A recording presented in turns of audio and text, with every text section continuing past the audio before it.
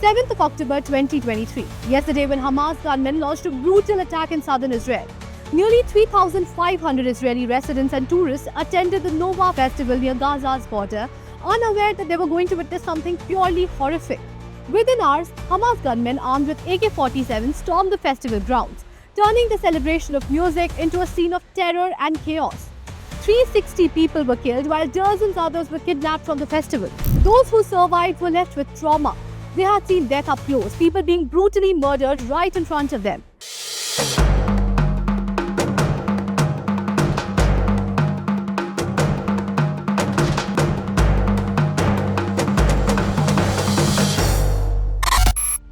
But here's where the story takes an unexpected twist. Many of those who survived the attack had been under the influence of illegal recreational drugs, including MDMA, commonly known as ecstasy, LSD, marijuana, and psilocybin. Now, did this somehow provide psychological protection to the survivors? Now, according to a study being conducted by Haifa University researchers, the answer might actually be yes. In the wake of the attack, researchers began examining the psychological responses of over 650 festival survivors. Surprisingly, they found that those who had consumed drugs like MDMA, LSD, marijuana, or psilocybin appeared to cope up with trauma better than those who had not consumed them. The study is being peer-reviewed, but the early findings suggest that these substances might have provided a unique psychological shield, helping survivors process the trauma more effectively. MDMA appeared to be the most protective, especially when not mixed with other substances.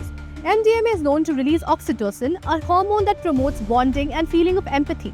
The surge of oxytocin could have helped survivors feel more connected to others in the chaos of the attack, reducing fear and blustering feelings of camaraderie. Interestingly, the study showed that MDMA users experienced less mental distress in the months following the attack. They reported sleeping better and were generally better able to process their emotions compared to those who had not taken substances. For survivors, it seemed that the bond created by the drug could have made a difference in their ability to stay calm, work together, and find ways to escape. One of the most powerful testimonies comes from Michael Ohana, a survivor of the attack who believes that being high on MDMA played a crucial role in her survival. Ohana claimed that without the altered state of consciousness induced by the drug, she would have frozen in fear, potentially leading to her capture or death.